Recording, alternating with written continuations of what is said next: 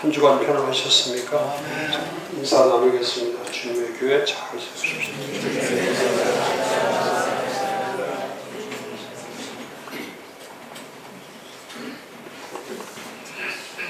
교회 전환이라고 하는 교회 전환에 목숨 걸어라. 이제 오늘부터는 실제적으로 교회를 세워가는 프린시플 원리에 대해서 전환의 원리, 어떻게 하면 교회를 새롭게 전환시킬 수 있을까? 이 전환의 목적은 이건 뉴처치가 되는 거예요. 뉴처치가 된다는 것은 새로운 교회를 처치, 플랜팅한다는 뜻이에요. 교회 개척이나 교회를 다시 세우는 것.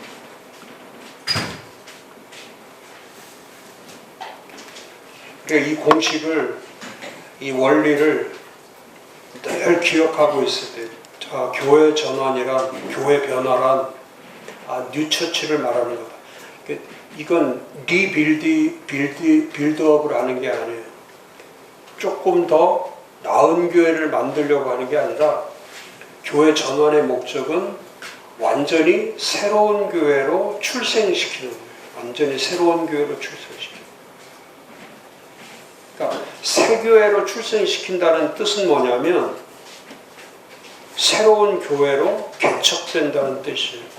그럼 개척에는 두 가지가 있죠.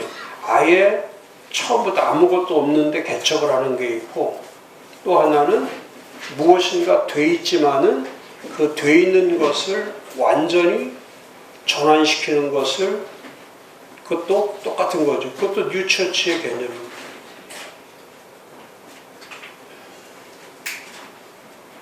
그런데 쉬운 거는, 어렵고 쉽다고 표현하는 건 좀 그렇지만은, 어려운 거는 기성교회를 변화시키는 거, 기성교회를 전환시키는 게 훨씬 어렵죠. 특히 오래된 교회일수록 처치 트랜지션을 만들어 간다는 거는, 그건 이따가도 공부하겠지만은, 보통 교회 성장학에서 말하는 교회의 수명이 있는데, 교회는 이렇게 출생해서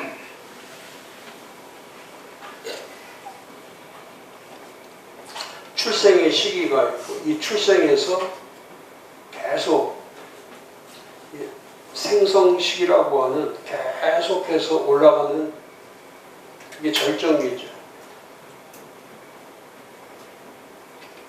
그래서 출생에서 이때가 이제 교회의 청년기를 얘기하는 생성기, 모든 게 왕성해지는.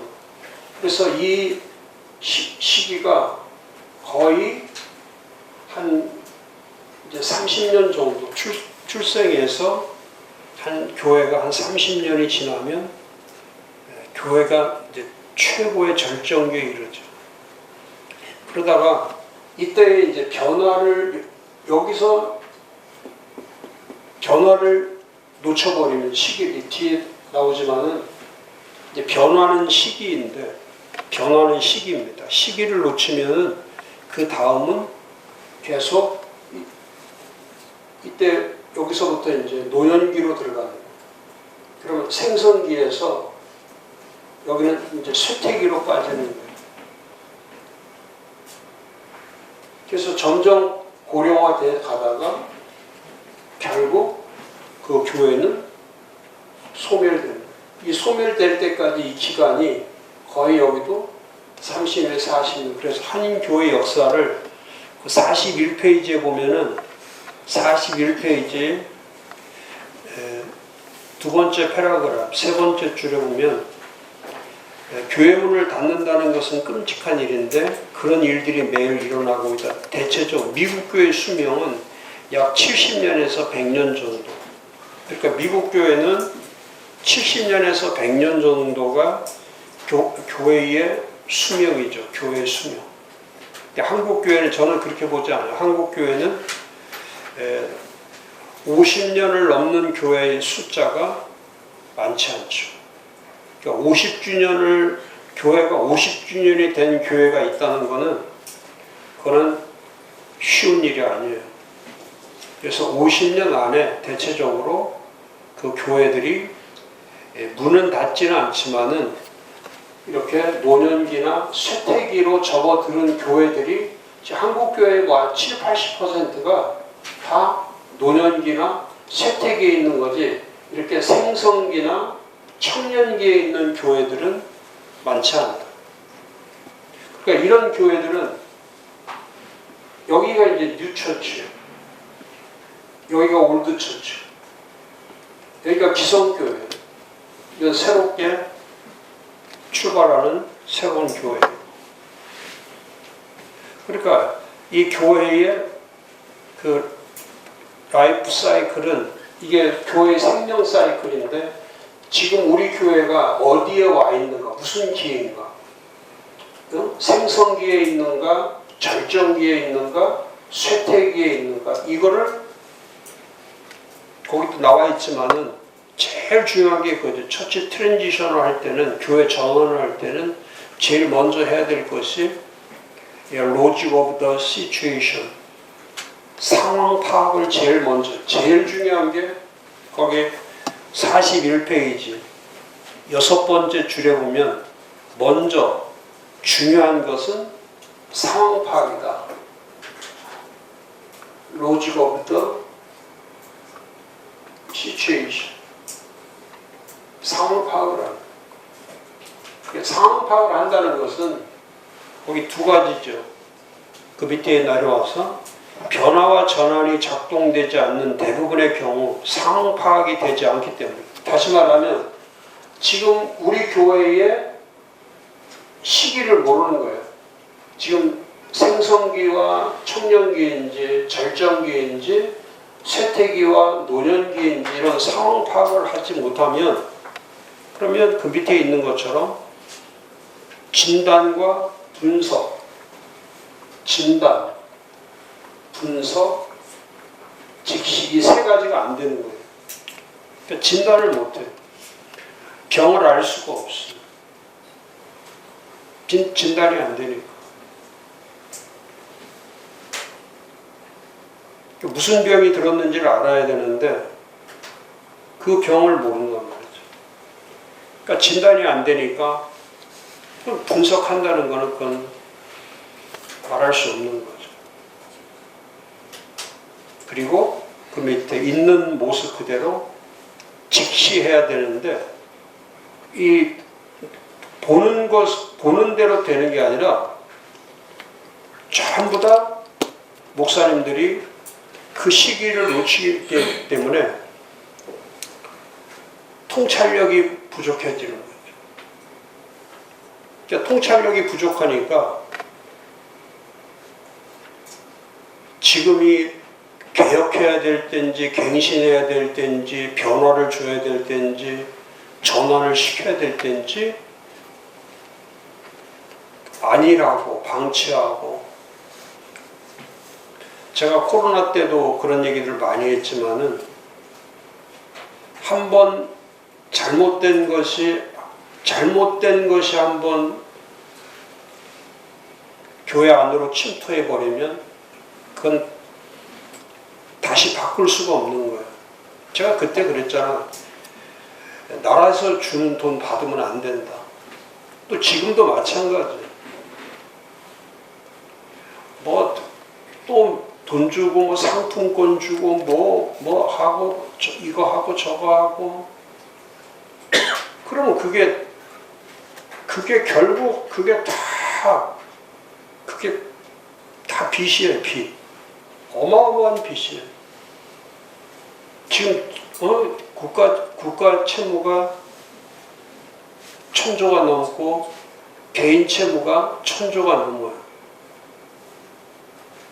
그러니까 나라도 빚의 허덕이지만 개인들도 전체가, 지금 개인들도 빚이 없는 사람이 거의 없단 말이죠.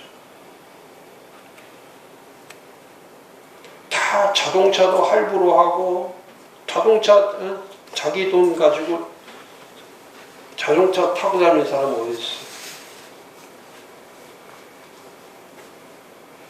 다 기름, 매일 기름 넣는데 그 기름도 전부 다 세금으로 되어 있고 7, 80%가 다 세금이고 거기다가 또 요즘은 또 페널티 해서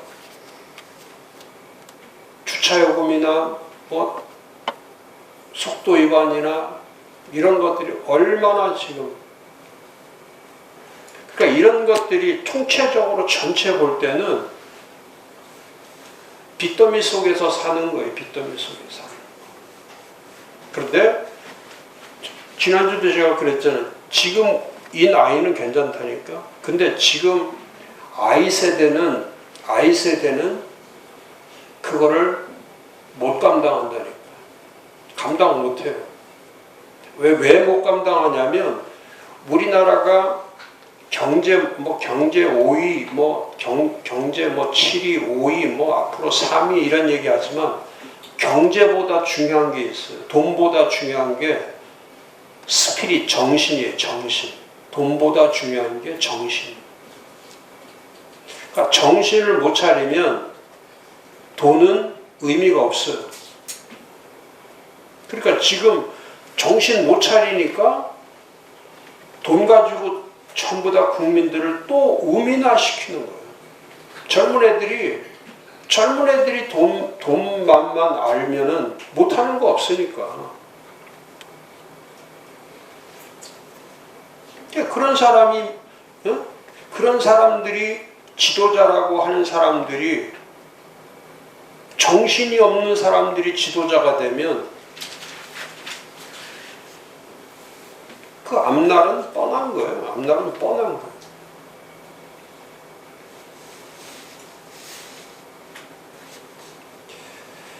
공짜는 기대하지도 말아야 돼. 공짜는 기대하지도 말아야 돼.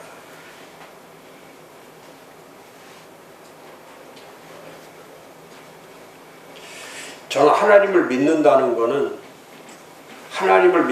하는 거는 형식과 외형적인 게 있는 게 아니고 내면과 정신에 있다는 거예요. 내면과 정신.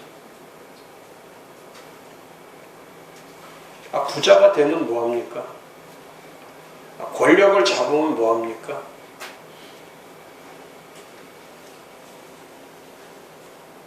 다 어차피 우리나라는 이런 트랜지션이 안 되기 때문에, 전환이 안 됐기 때문에 전부 다 악순환으로만 돼 있는 거야. 악순환. 그러니까 대통령 되면 뭐해? 전부 다 깜빵 가는 거야.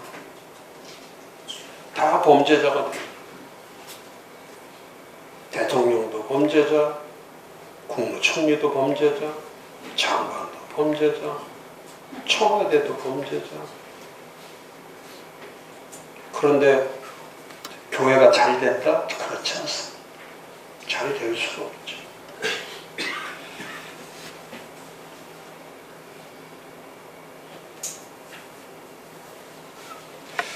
그래서 지금 우리 교회의 현재 상태가 어떤가 상황 파악을 하셔야 돼요. 정확하게. 그 상황 파악을 해서 먼저 진단을 해야 돼요. 이 진단한다는 것은 옳게 보는 거예요. 바르게 보는 거예요. 바르게 보는 거예요. 이 삐딱하게 보면 안 돼요. 바르게 보는 거예요. 제가 요즘 주일 설교를 컨빅션 시리즈 하는 이유 중에 제일 큰 게 그거예요. 좀 어렵죠. 교리적이죠. 교리적이에요. 신학적이고 교리적이에요. 좀 어려워. 그런데 중요한 건 뭐냐면 그 과정을 통해서 신앙이 형성이 되는 거예요. 신앙이 형성. 그러니까 교리도 없고 신학도 없고 말씀도 없고 성경도 없고 아무것도 없으면은 신학을 형성할 수 있는 근거가 만들어지지 않는 거예요. 그래서 제가 진짜 안타까운 거는 설교 홍수 시대인데 설교다운 설교를 찾기가 어려운 이유가 거기에 있는 거예요.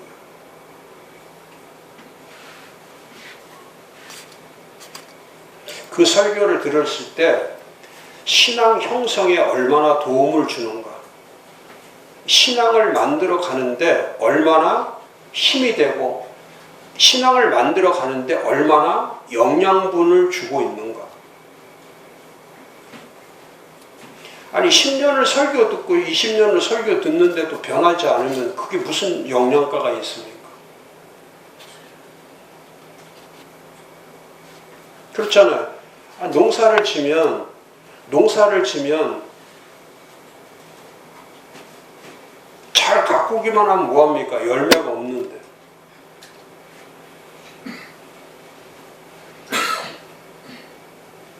근데 이번에 일하는 거 보니까 전부 다 이제 외국 아이들인데 힘을 어마어마하게 써야더만 등치들이 막 쇳덩어리 옮기는 거니까.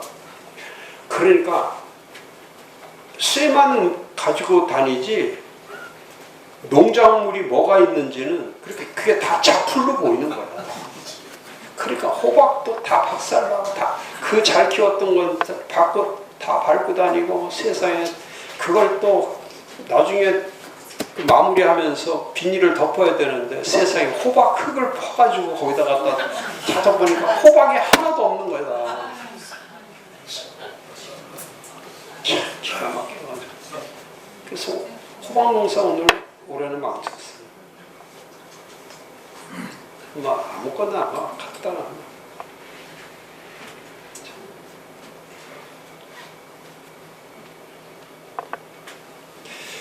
잘 갖고 놓으면 뭐야? 한 삽에 그냥 다 날아가 버리는 건데.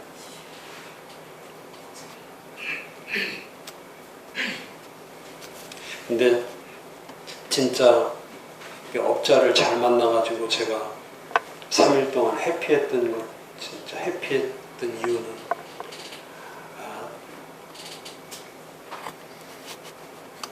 제가 기도할 때마다 진짜 좋은 사람 만나게 해달라고 하는 그 기도가 제가 평생 하는 기도인데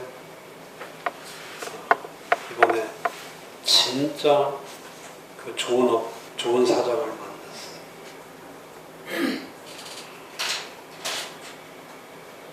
그러니까 사장부터 이제 5-6명이 팀인데 최선을 다하는 거예요. 최선을 다. 저도 최선을 다했죠. 요즘은 그렇게 하우스 짓고 하는데 새참이나 이런 거를 해주는 데가 없다는 거죠. 근데 제가 3일 동안 다 해줘버려요. 그래서 감자 25개 쪄가지고 주니까 세상에 감자, 그러니까 뭐 심는 대로 거둔다고. 그 다음에 또 수박 화채 만들어가지고 얼마나 더웠어요. 화채 만들어가지고 한 양푼 만들어서 주니까 세상에.